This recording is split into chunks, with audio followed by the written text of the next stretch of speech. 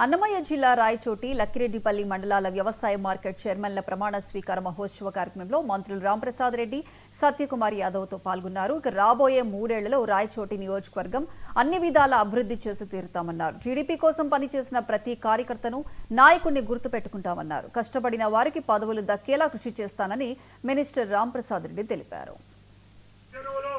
ఎందరో మంది ప్రమాదాలకు గురవుతున్నారు మన సోదరి సోదరమణులు. అక్కడ కూడా కేంద్ర ప్రభుత్వం యొక్క సహకారంతో అక్కడ కూడా సొరంగ మార్గం ద్వారా 2 కిలోమీటర్లు తగ్గించి రాయచోటికి కడప మధ్య టనల్ను కూడా ఏర్పాటు చేసేదానికి ప్రభుత్వం దగ్గర టెండర్లకు పిలిచేదానికి సిద్ధంగా ఉందని తెలియజేసుకుంటున్నా. ముఖ్యంగా మన నియోజకవర్గంలో ఏ విధమైన సమస్యలు లేకుండా ఈ 3-3.5 సంవత్సరంలోనే ముందుకెళ్లేదానికి మనం చర్యలు తీసుకున్నాం.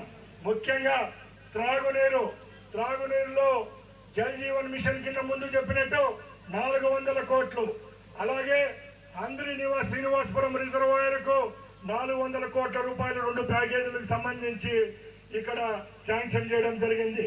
అలాగే ముఖ్యంగా ఏ రోడ్లు ఉన్నాయో గ్రామాలకు సంబంధించి అన్ని రోడ్లను కూడా R&Bలో తీసుకొని వచ్చినాం. పంచాయతీరాజ్ కింద నుంచి అవి కూడా టెండర్లకు పిలిపించి అక్కడ కూడా రోడ్డు నిర్మాణం పనులు చేపడతామని తెలియజేసుకుంటున్నా. గోవాల్ చెరువులో ఎందరో మంది ప్రమాదాలకు గురి